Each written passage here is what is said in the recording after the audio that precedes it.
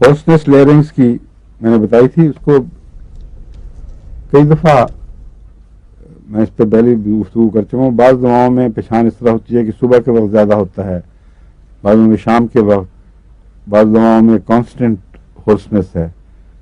تو ہارسنس میں دوا کی پہچان بہت مشکل ہے، اس لیے چند ایک جو دوائیں ہیں ہارسنس کی وہ ازبر ہونی چاہیے.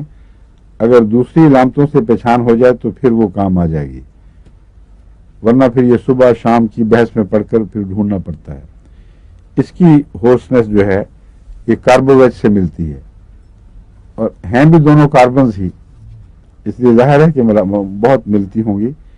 بعض باتوں میں الگ الگ ہیں، اور تعجب ہے کہ بہت الگ ہیں. کاربوویج میں وہ قبض نہیں ہے جو اس میں ہے.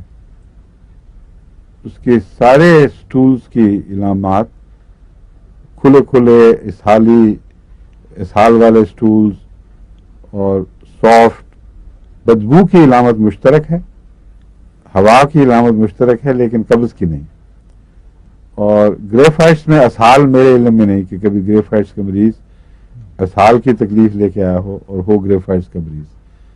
اس میں قبض ہی ہے، اور فرق صرف یہ ہے کہ ویجیٹیبل سے کاربن لی گئی ہے، اور گریفائٹس جو نیچر میں کاربن اصل شکل میں موجود ہے اس کو کہتے ہیں.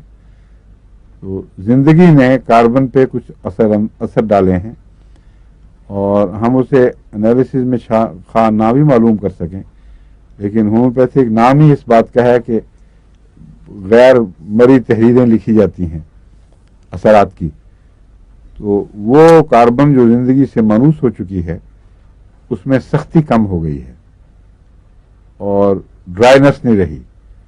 وہ کاربن جو زندگی سے مانوس نہیں ہے وہ میٹل کی طرح اپنا اثر اسی طرح سخت اور خشک اثر دکھاتی ہے. بس یہی پہچان ہے ان کے فرق کی، ورنہ کوئی پہچان نہیں.